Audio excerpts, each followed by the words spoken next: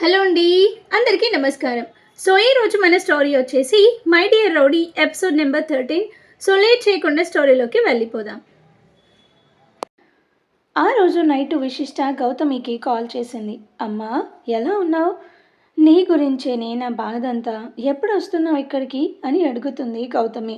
తొందరలోనే వస్తానమ్మా. నాన్న ఎలా ఉన్నారు అని అడుగుతుంది విశిష్ట. ఆయన కనబడరు, కానీ నువ్వు వెళ్ళిన దగ్గర నుంచి చాలా డల్ అయ్యారు అనగానే, నాన్న జాగ్రత్త అమ్మా, నేను మళ్ళీ కాల్ చేస్తాను అని కట్ చేసింది విశిష్ట. అక్కడే కూర్చొని సముద్రం చూస్తూ ఆలోచనల్లోకి వెళ్ళింది. నిన్న తన ఫోన్కి వచ్చిన మెసేజ్ పదే పదే చదివింది. నువ్వు వీరాని మార్చడం అంత తేలిక కాదు. తనకి ప్రేమ అంటే తెలీదు, కనీసం ఒక బంధానికి విలువ ఇవ్వడం కూడా తెలీదు. నువ్వెన్ని ప్లాన్స్ వేసినా కనిపెడతాడు. అందుకే ఇక నుంచి అతనికి దగ్గరవ్వు. నీ ప్రేమని పంచు. ప్రేమంటే ఇది అని తనకి చూపించు. బంధాల విలువ తెలియజేయు. అంతకన్నా ముందు నువ్వు నిన్ను ప్రిపేర్ చేసుకో. అది ఎవరు పంపారనేది మనం తర్వాత చూద్దాం. విశిష్ట అలాగే సురేఖ అన్న ప్రతి మాటని గుర్తుపెట్టుకుంది. వీర మారాలి, అన్నీ వదిలేయాలి అని గట్టిగా నిర్ణయించుకుంది.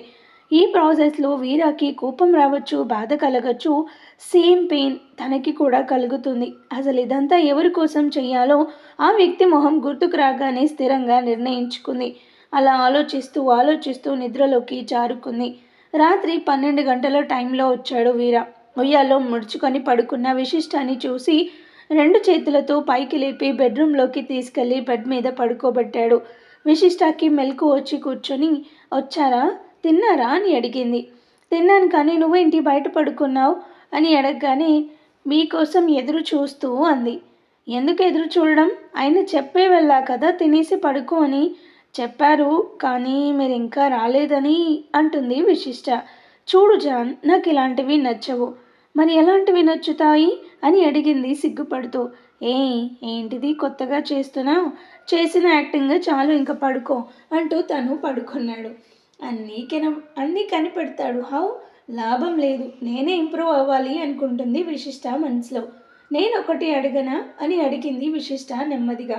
వీరాకి ఎప్పుడు వెళ్ళకిలా పడుకొని తల మీద చేయి వేసుకొని పడుకునే అలవాటు. కళ్ళు తెరవకుండానే అన్నాడు. మీరు కోపం తెచ్చుకోకుండా వినాలి అంటుంది విశిష్ట. జాన్, నాకు కోపము, విసుగు, చిరాకు ఎక్కువ, అది నీకు తెలుసు. కాబట్టి నువ్వే ఆలోచించుకొని రేపు పొద్దున అడుగు, నాకు నిద్ర వస్తుంది అంటాడు. నా మొహం, ఇంకా అడగనే లేదు, అప్పుడే ఎలా అంటున్నాడో అంటూ అటు తిరిగి చెడ వెనక్కి వేసింది విశిష్ట. అది వెళ్ళి డాన్ బాబు మొహం మీద పడింది. నిద్ర వస్తుందని చెప్పానా? ఎందుకలా కదిలిస్తావు? ఏమైంది నీకు అని అడిగాడు విసుక్కుంటూ. అయ్యో దేవుడా, ఎలా ఈ డాన్ బాబుని మార్చాలి? నాకు ఏదైనా దారి చూపించు అనుకుంటూ నిద్రలోకి జారుకుంది విశిష్ట. నెక్స్ట్ డే ఖాళీ వాళ్ళు రాగానే అందరూ ఆ జ్యువెలరీ క్యాష్ చేసుకోవడానికి వెళ్ళారు. ఎర్లీ మార్నింగ్ బిందు నుంచి కాల్ వచ్చింది బీడి పాపకి. లిఫ్ట్ చేయగానే బిందు పెద్దగా అరుస్తూ, హే విషులు, you got a university first అంటూ అరిచింది. విశిష్ట ఒక్క నిమిషం షాక్ అయి వెంటనే నిజంగానా అని అడిగింది ఆశ్చర్యంగా. నిజంగా నిజం, అండ్ రవి సెకండ్, ఇదిగో మాట్లాడు అంటూ ఇచ్చింది బిందు. రవి అంటూ పిలిచింది ఆనందంగా. విషి, నేను చూడాలని ఉంది, వీడియో ఫోన్ చేయవా? చెయ్యనా అని అడిగాడు ఆనందంగా. నేనే చేస్తా అంటూ కాల్ కట్ చేసి వీడియో ఫోన్ చేసింది. రవి, బిందు, నటాషా, విశాల్ నలుగురు తననే చూస్తున్నారు. చాలా రోజుల తర్వాత చూసిన ఆనందం నలుగురిలో కనబడుతుంది. విశిష్ట కళ్ళల్లో నీళ్లు తిరిగాయి. అందరిలో రవికి ముఖ్యంగా విశిష్ట అంటే అభిమానం ఎక్కువ. తన కళ్ళల్లో నీళ్లు చూసి, విషి, ఆర్ యూ ఓకే అంటూ అడిగాడు కంగారుగా. విశిష్ట కళ్ళు తుడుచుకుంటూ, ఇవి హ్యాపీ టీయర్స్, మీ నలుగురిని ఒక్కసారిగా చూసేసరికి అనగానే, విశాల్, కాదులే, రవి గారిని చూసి అని చెప్పు, వాడు హాస్పిటల్ నుండి డిశ్చార్జ్ అయ్యాక ఇదేగా చూడడం అనగానే, విశాల్, కంగ్రాట్స్, నువ్వు అనుకున్నట్లే మంచి జాబ్ కొట్టావు. ఇప్పుడే అనగానే, ఇప్పుడా చెప్తున్నావు? నీకెన్నిసార్లు కాల్ చేశాను అంటూ విశాల్ మొహం చిన్నబుచ్చుకున్నాడు. హలో మేడం, ఇక్కడ నేను ఒకదాన్ని ఉన్నా అంటూ కళ్ళు ఎగరేసింది నటాషా. చెప్పువే, ఎలా ఉన్నావు అని అడుగుతుంది విశిష్ట. నేను సూపర్ ఉన్నా, కానీ నీకో గుడ్ న్యూస్ అని నటాషా అనగానే, బాబీ సార్ కాల్ చేశాడు అంటుంది. Next month all India level models selection ఉందని నిన్ను అర్జెంటుగా కలవమని చెప్పారు అన్నది ఆనందంగా. నటాషా నీకు ఆల్రెడీ చెప్పా, నాకు ఇప్పట్లో కెరియర్ మీద ఇంట్రెస్టు లేదని. అలా అంటే ఎలా చెప్పు? ఒకవైపు యూనివర్సిటీ టాప్, ఇంకోవైపు ఫ్యాషన్ డిజైనర్గా మరో అవకాశం అని బిందు అనగానే, బిందు ఇప్పుడు అవన్నీ కాదు, నాకంటూ ఒక లైఫ్ ఏర్పడలేదు, నువ్వే వెళ్ళి కష్టాల్లో దిగావు అంటాడు రవి. అవును విషి, రవి చెప్పింది కరెక్టే, నువ్వు వచ్చేయి, నీకంటూ ఒక లైఫ్ ఉంది ఇక్కడ అని నటాషా అనగానే, మీరంతా అందుకే కాల్ చేశారా అని అడిగింది సీరియస్గా. కానే కాదు, మా ఆనందం నీ దగ్గర ఉంది, అది నీకు తెలుసు, అందుకే చేశాము అని బిందు అనగానే, రవి బిందు వాళ్ళ ఇంట్లో మీ గురించి చెప్పావా లేదా అని అడుగుతుంది. అదేం చెప్పమంటావు, గ్రూప్స్లో ప్రిలిమ్స్ అయిపోయాయి, మెయిన్స్ కోసం ప్రిపేర్ అవుతుంటే అంతలోని అంటూ ఆగిపోయాడు రవి. ఎందుకలా ఆగిపోయావు? అంతలోనే కదా ఆ వీర తన గ్యాంగ్తో నేను చావగొట్టాడు, లేకపోతే ఈ పాటికి మెయిన్స్ అయిపోయి ఇంటర్వ్యూ కూడా కంప్లీట్ చేసేవాడివి అన్నది నటాషా కోపంగా. రవి నువ్వేమనుకోనంటే ఒకటి చెప్తాను, వీర ఏది చేసినా ఫేస్ టు ఫేస్ చేస్తారు, అతని ప్రొఫెషన్ క్యారెక్టర్ పక్కన పెడితే వెనుక నుండి దొంగ దెబ్బ తీయడు. నేను చెప్పేది తనకి తెలిసిన వాళ్ళ విషయంలో. నిన్ను అతను కాలేజ్ ముందు కొట్టిన మాట నిజమే, కానీ ఆ తర్వాత మాత్రం తను కొట్టించలేదు అన్నది. అది విని అందరూ షాక్ అయ్యారు. ఏంటి అతన్ని అంతలా వెనకేసుకొస్తున్నావు, కొంప తీసి పడిపోయావా అన్నది వెటకారంగా నటాషా.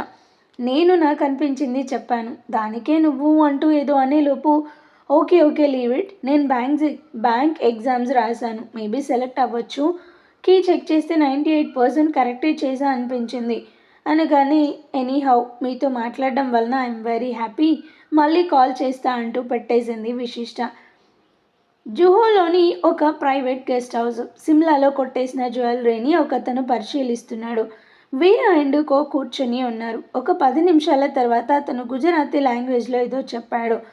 వీర మొత్తం ₹1,00,00,000 వాల్యూ చేస్తాయి, అంతకన్నా ఒక పైసా ఇవ్వరంట అని సమీర్ చెప్పగానే, మీకు డీల్ ఓకే అనుకుంటే ఇప్పుడే క్యాష్ ఇస్తారట. ₹1,00,00,000 ఒక్కసారి నమ్మొచ్చా అని అడిగాడు కాళీ ఆశ్చర్యంగా. సేమ్ డౌట్ గుజరాతీలో సుబ్బు. నమ్మాలి, మనకి వేరే ఆప్షన్ లేదు, అది గవర్నమెంట్ ప్రాపర్టీ, మనమైతే ఎక్కడా సేల్ చేయలేము, నువ్వేమంటావు వీరా అని సమీర్ అనగానే, 1,50,00,000 అడుగు అన్నాడు సీరియస్గా. సమీర్ అతనితో బేరం మొదలెట్టాడు. 10 నిమిషాల తర్వాత 1,20,00,000 ఫైనల్ అంటున్నాడు అని చెప్పాడు.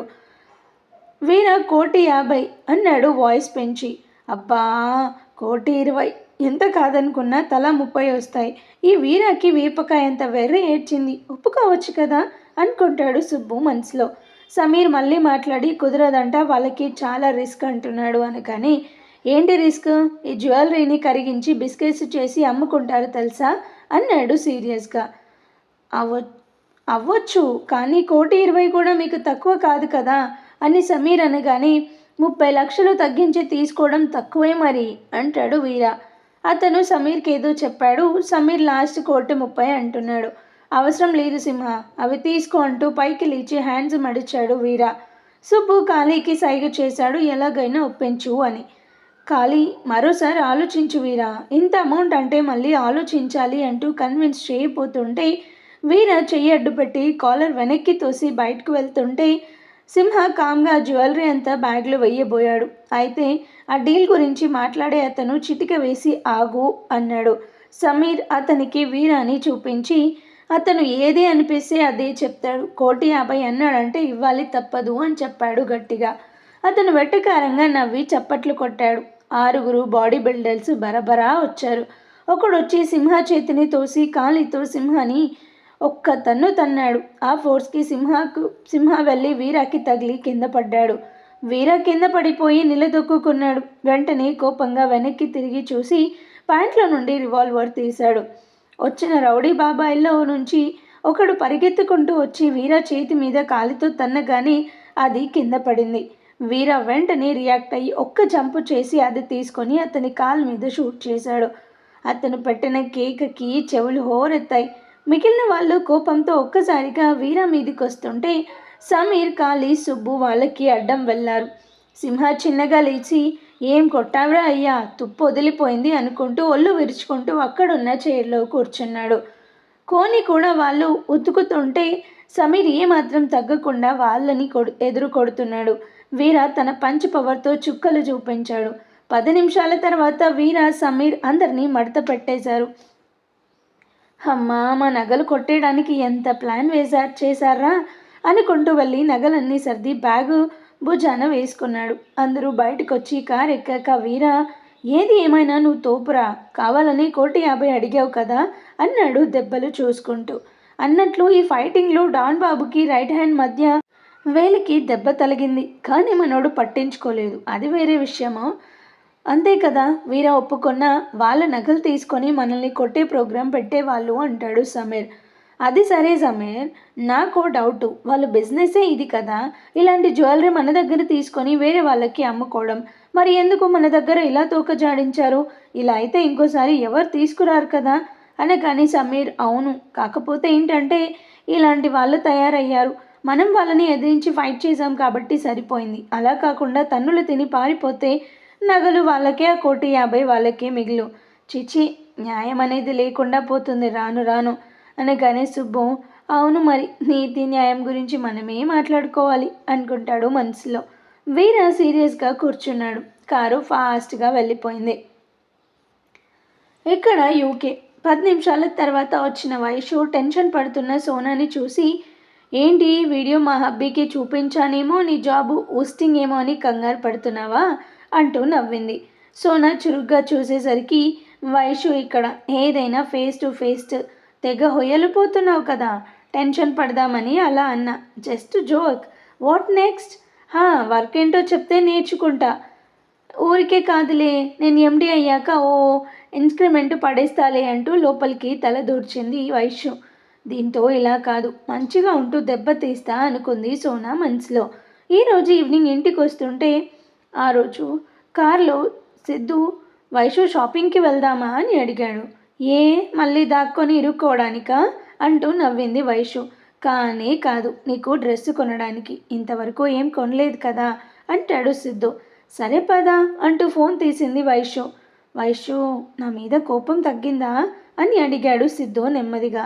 బావా, నువ్వేమీ నాకు ఎనిమీ కాదు, కోపం పగ పెంచుకోవడానికి అనగానే సిద్ధు వెంటనే చెయ్యిచ్చి ఫ్రెండ్స్ అన్నాడు. వైషు చేతి మీద ఫట్టుమని ఒకటి పీకి, పూర్తిగా చెప్పనివ్వవా ఆత్రం, అలా అని ఫ్రెండ్ కాదు, నువ్వు అన్న మాటలు మర్చిపోవడానికి. ఏంటేంటి, కమగేన్ అని అడిగాడు ఆశ్చర్యంగా. బావా, నీకు నా గురించి ఎంత తెలుసో ఏం తెలుసో కానీ నేను చెప్తా జరవిను. మనం చిన్నప్పుడు ఇరుగ కొట్టుకునే వాళ్ళం, గుర్తుందా అనగానే సిద్ధు నవ్వుతూ, జుట్టు పీకేదానివి, వీపెక్కి కూర్చుండేదానివి అని అంటాడు. నువ్వు వచ్చినప్పుడల్లా తెగ ఫోజులు కొట్టేవాడివి, తెలుగు రానట్టే ఓవర్ చేసేవాడివి, మధ్యలో 10 ఇయర్స్ అస్సలు రాను కూడా రాలేదు. సో చిన్నప్పుడు కజిన్, తర్వాత మా అక్కకి కాబోయే భర్త, అలా చూశాను. సడన్గా మన ఇద్దరికి పెళ్ళి అనేసరికి చాలా టఫ్ సిచ్యువేషన్లో పడ్డాను. అసలు వద్దు అని అరిచి చెప్పాలనిపించింది అనగానే సిద్ధు వెంటనే, అంటే లవ్ గివ్వు ఏదైనా? చాచా, అలాంటిదేం లేదు. నాకు ఈ ప్రేమలో పెళ్ళిళ్ళు నచ్చవు. నీకో మా అక్క ఫ్రెండ్ విషయాలు తెలుసో లేదో కానీ నాకు తెగ సైట్ కొట్టేవాడు. పిచ్చి కుక్క, నాకు తెలియదు అనుకున్నాడు. కొంచెం ఉంటే ప్రపోజ్ చేసేవాడే. అందుకే ఒక మంచి రోజు చూసి బ్రో అనేజా అంటూ నవ్వింది. సిద్ధు ఆశ్చర్యంగా, అయ్యో తను ఫీల్ అవ్వలేదా అని అడుగుతాడు. అవ్వడా, ఏడుపు మొహం పెట్టాడు అని చెప్తుంది వైషు. అవును, ప్రేమలో పెళ్ళిళ్ళు నచ్చవు అంటున్నావు, నీకంటూ ఏదైనా అంబిషన్ ఉందా? ఉంది. బీటెక్ అయ్యాక ఎంఎస్ చేసి మంచి కంపెనీలో జాబ్ సంపాదించి నా డ్రీమ్ హౌస్ కట్టుకోవాలని కోరిక. దాని పేరేంటో తెలుసా?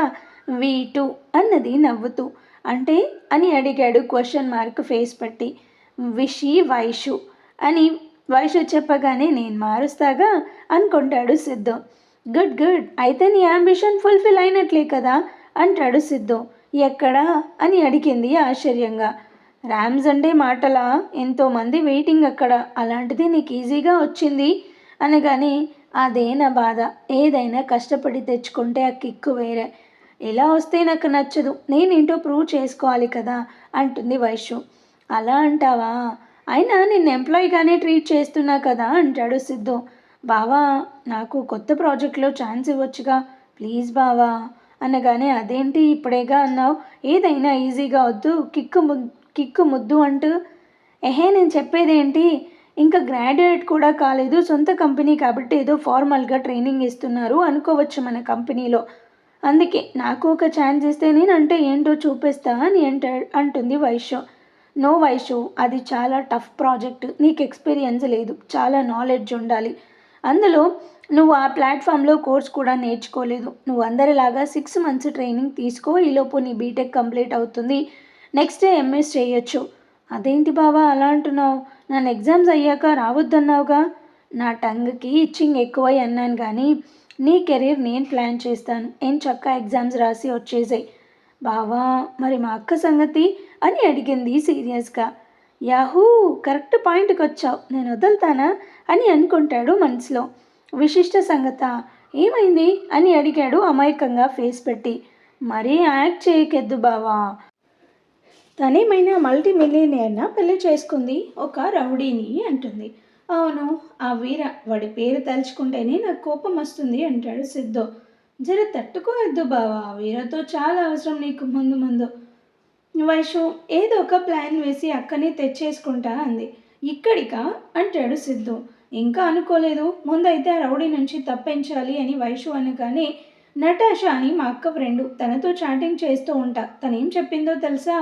మా అక్క రౌడీ లవ్లో పడే ఛాన్సులు ఉన్నాయి అని. వాట్, విశిష్టానా? ఆ వీరగాడిక? నెవర్, నువ్వు నమ్మకు అంటాడు సిద్ధు. నటాషా చాలా ఇంటెలిజెంట్, కరెక్ట్గా గెస్ చేస్తుంది అని చెప్తుంది వైషు. అయితే ఓ పని చేద్దాం, ముందు ఆ వీర నుంచి విశిష్టాన్ని విడదీస్తే. వైషు 2 చేతులు నోటికి అడ్డుపెట్టి, ఓ మై గాడ్ బావా, నా మనసులో ఉన్నదే చెప్పావు.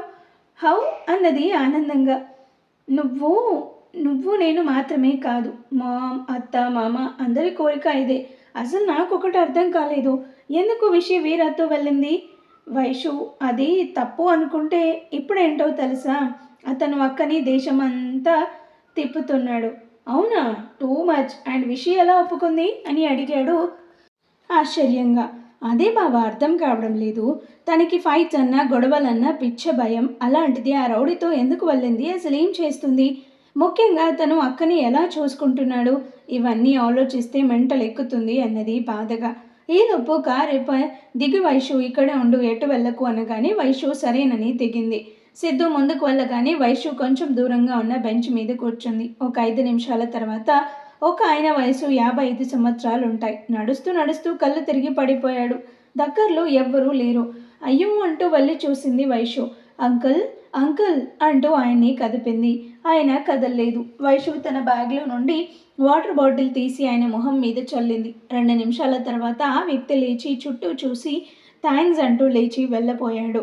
Excuse me uncle, if you don't mind we can sit there అంటూ చెయ్యి పట్టుకొని తీసుకెళ్ళింది. ఆయన కూర్చొని వైషు నెగాదిగా చూసి ఆర్ యూ ఫ్రమ్ ఇండియా అని అడిగాడు. హా, తెలుగు స్టేట్స్ అని చెప్పింది వైషు.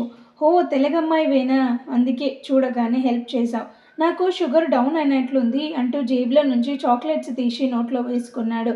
మీరు తెలుగు వాళ్ళేనా అని అడిగింది వైషు ఆనందంగా. హారా తల్లి, నా పేరు వెంకటరమణ, ఊరు కాకినాడ. మా అమ్మాయికి పెళ్ళై 3 సంవత్సరాలైంది, అల్లుడు ఇక్కడే జాబు. అప్పటి నుంచి రండి రండి అంటూ ఒకటే గొడవ. నేను మీ ఆంటీ వచ్చి 10 రోజులైంది. ఈ పక్కనే మా అమ్మాయి వాళ్ళ ఇల్లు. ఓహో అంటూ చిరునవ్వుతో ఆయన్ని చూస్తుంది.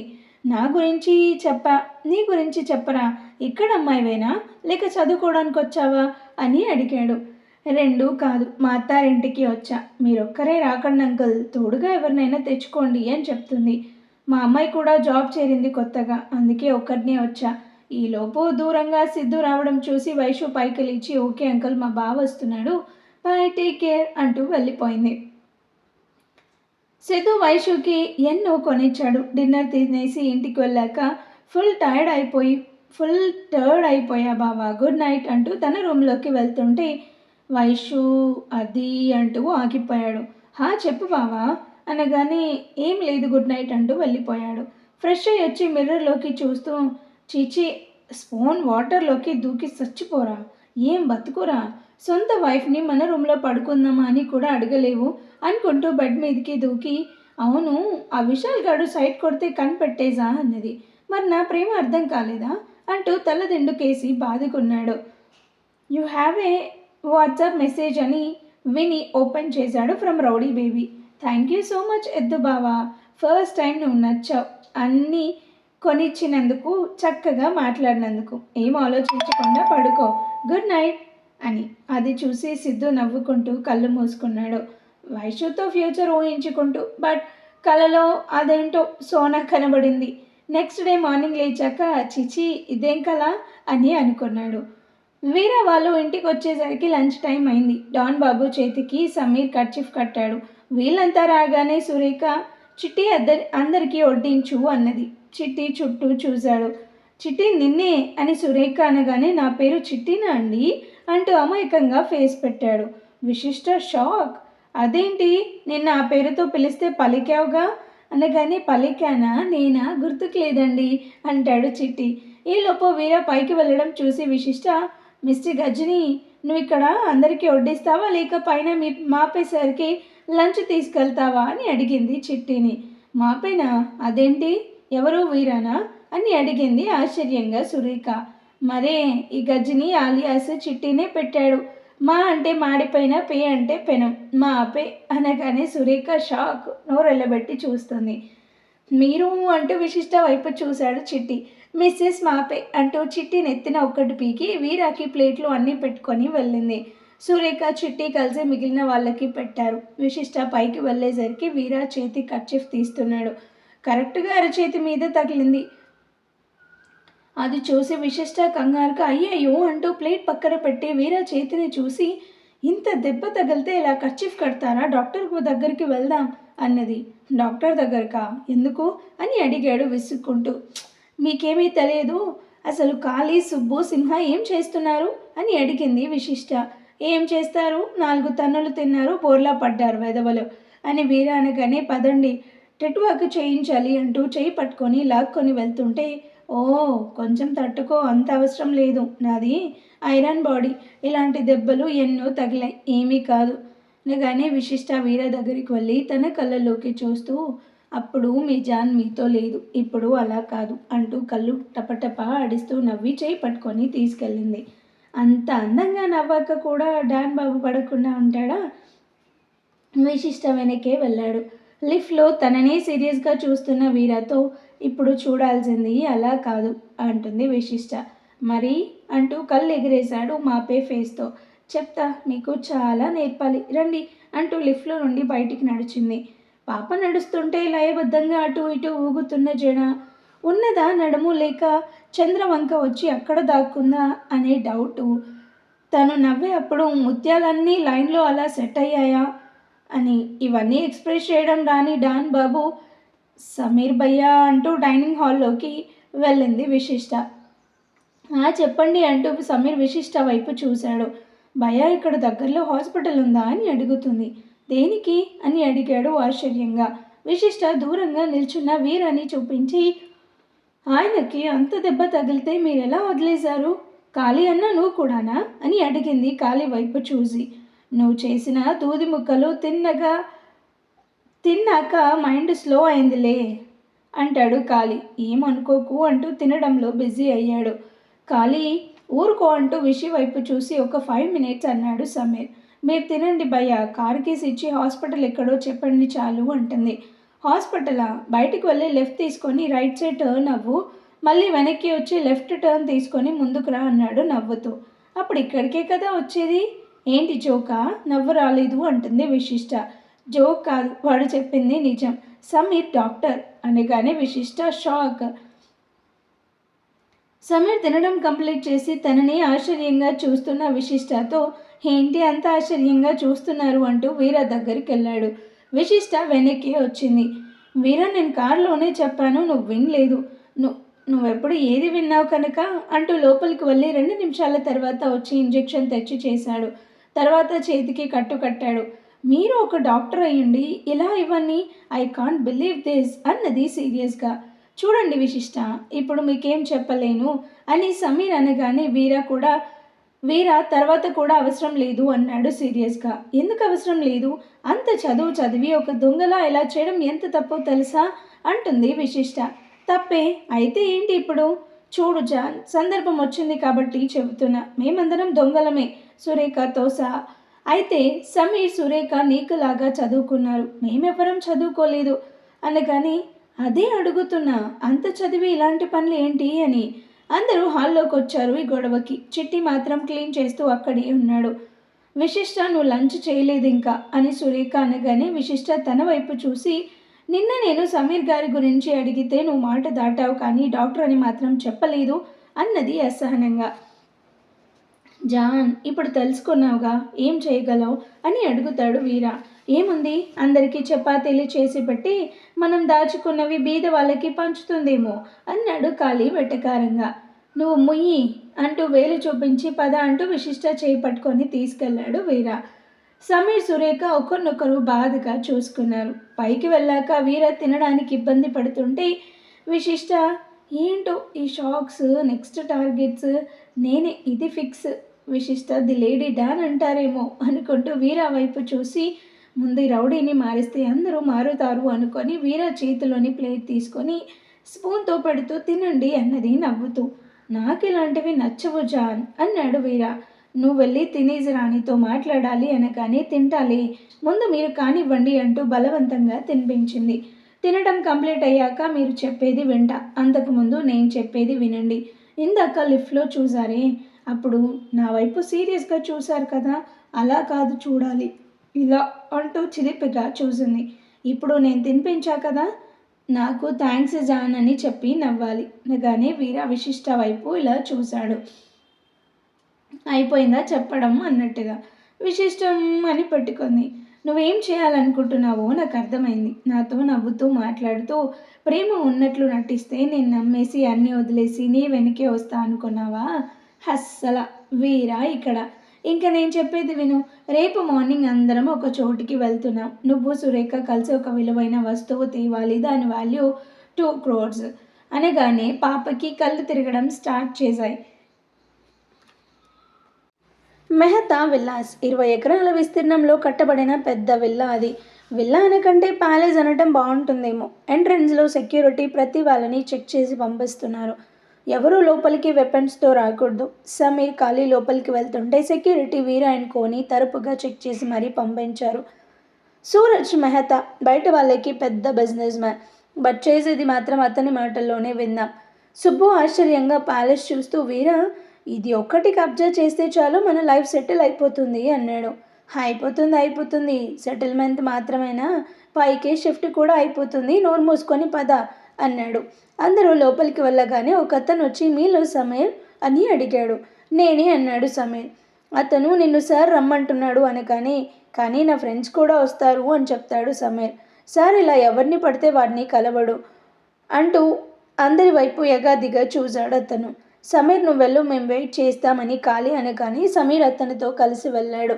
పైకి వెళ్ళాక అతను ఇక్కడే ఉండు అని రూమ్ బయట ఆపి లోపలికి వెళ్ళి 2 నిమిషాల తర్వాత వచ్చి రా అంటూ సమీర్ని లోపలికి తీసుకెళ్లాడు. లోపలికి వెళ్ళగానే రూమ్ స్ప్రే గుప్పుమంది. సెంట్రల్ ఏసీ కావడంతో రూమ్ చల్లగా ఉంది. ఎదురుగా సూరజ్ మెహతా, వయసు 50 సంవత్సరాలు.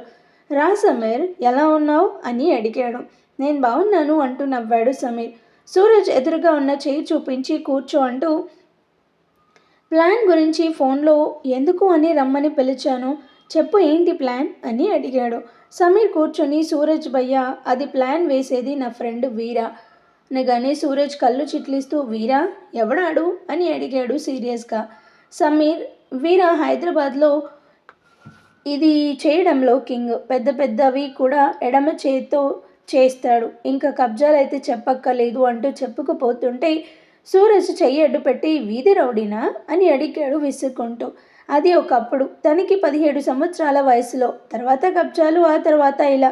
మొన్న సిమ్లాలో జరిగిన జ్యువెలరీ ఎగ్జిబిషన్లో జ్యువెలరీని రిస్క్ చేసి మరీ అలా చేశాం అనగానే, వాట్, ఆఫ్టర్ ఆల్ ఒక రౌడీ అంత పెద్దది? నువ్వు నేను నమ్మను. ఎన్ని సంవత్సరాలు ఏంటి అని అడుగుతాడు. 26 years ఉంటాయి అనగానే సూరజ్, సరే నమ్మను అనగానే సమీర్, ఇప్పుడు వాడు రాడు, వాడికి నీకంటే తిక్క అని మనసులో అనుకుంటూ ఉంటాడు. సూరజ్ చూసి, ఏంటి ఆలోచిస్తున్నావు? సరే అంటూ బెల్ మోగించాడు. ఇందాక వచ్చిన అతను లోపలికి వచ్చి, ఎస్ సార్ అన్నాడు. కింద ఉన్నాడు వీర, వాడిని రమ్మని చెప్పు అని సూరజ్ అనగానే అతను ఫాస్ట్గా కిందికి వెళ్ళి వీరా, ఎవడు మీలో? నాతో రావాలి, సార్ రమ్మంటున్నారు అంటూ వెనక్కి తిరిగాడు. వీరా చిటిక వేసి రే అని పిలిచాడు. అతను వెనక్కి తిరిగి ఏంటి అంటూ కళ్ళెగరేశాడు.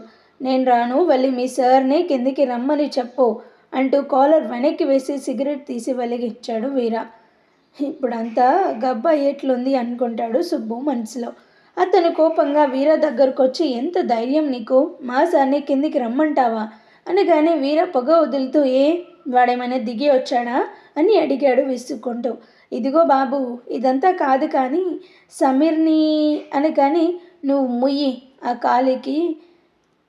కాలికి చెయ్యి చూపించి నాకు సంఖ్య తిరిగితే వెళ్ళిపోతాను, ఆ తర్వాత సమీర్ కూడా రాడు అని అనేసరికి అతను కోపంగా పైకి వెళ్ళి సార్ వాడు చాలా పొగరుగా మాట్లాడుతున్నాడు, మిమ్మల్ని కిందికి రమ్మంటున్నాడు అని చెప్పాడు.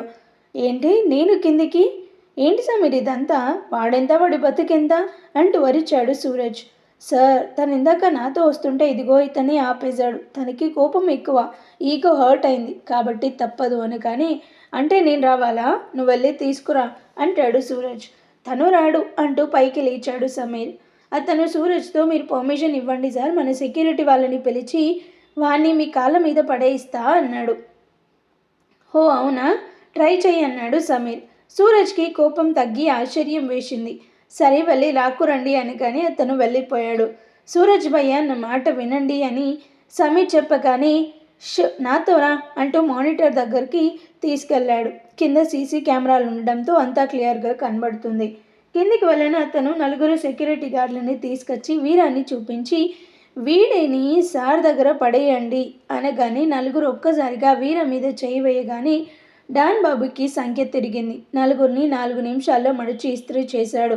అతను భయంతో నెమ్మదిగా జారుకున్నాడు. సూరజ్ పైకి లేచిరా అంటూ కిందికి వెళ్ళాడు. వీళ్ళు కిందికి రావడం చూసి వీర ఎందుకో పైకి లేచారు, కానీ మాపే బాబు మాత్రం లేవలేదు. సూరజ్ వచ్చి వీరాన్ని చూసి ఆనందంగా ఎక్కడ పట్టావు సమీర్ అని అడిగాడు. వీర సూరజ్ని ఎగాదిగా చూసి నేనేమైనా చేపనా పట్టడానికి అన్నాడు సీరియస్గా. సూరజ్ వీర పక్కనే కూర్చొని no you are not a fish, you are ring master అన్నాడు నవ్వుతూ. రింగు లేదు, బొంగు లేదు, రేపు డీల్ ఉందా లేదా అని అడిగాడు వీర విసుక్కుంటూ. నువ్వు ప్లాన్స్ వేయడంలో కింగివే అంట, చెప్పు ఏంటి నీ ప్లాన్ అని అడిగాడు సూరజ్. వీర అందరినీ కూర్చోమని సైగ చేసి సమీర్ మళ్ళీ ఒకసారి ఆ డీల్ గురించి చెప్పు, మాటల గురించి ఓ మాట అనేసుకుందాం అనగానే సమీర్ చెప్పడం స్టార్ట్ చేశాడు. రాజస్థాన్ రాజవంశీయులు వాళ్ళ పూర్వీకుల నుంచి వచ్చిన విలువైన వస్తువులు అమ్మకానికి తీసుకెళ్తున్నారు. అందులో ఎన్నో వాల్యుబుల్ థింగ్స్ ఉన్నాయి. అయితే 2 వస్తువులు మాత్రం చాలా రేర్గా దొరికే మెటల్లో తయారు చేశారు. సో వాటి ఖరీదు దాదాపు 40 కోట్లు. అయితే ఇలాంటి డీల్ చెప్పినందుకు ఇంకా మాకు కావాల్సిన ఇన్ఫర్మేషన్ మీకు ఇస్తున్నందుకు సూరజ్ భయ్య మీకు 20, ప్లాన్ మాది, రిస్క్ కూడా మాదే కావడంతో మాకు 20 అని అందరి వైపు చూశాడు. నాకు ఓకే, అక్కడ సెక్యూరిటీ వాళ్ళు మామూలు వాళ్ళు కాదు, అందుకే మీ వాళ్ళ కాలేదని నువ్వు చెప్పడంతో నేను నాకు తెలిసిన వాళ్ళ ద్వారా ఇన్ఫర్మేషన్ లాగాను అనగానే వీరా సరే ప్లాన్ వినండి, మీరంతా అనుకున్నట్టు వాళ్ళు రేపు కాదు ఎల్లుండి బయలుదేరుతున్నారు అనగానే అందరూ షాక్, ముఖ్యంగా సూరజ్. వాళ్ళు జుహూలోని విల్లా నుంచి బయలుదేరగానే అక్కడ సుబ్బు వాళ్ళని ఫాలో అవుతూ మనకి ఇన్ఫర్మేషన్ ఇస్తూ ఉంటాడు.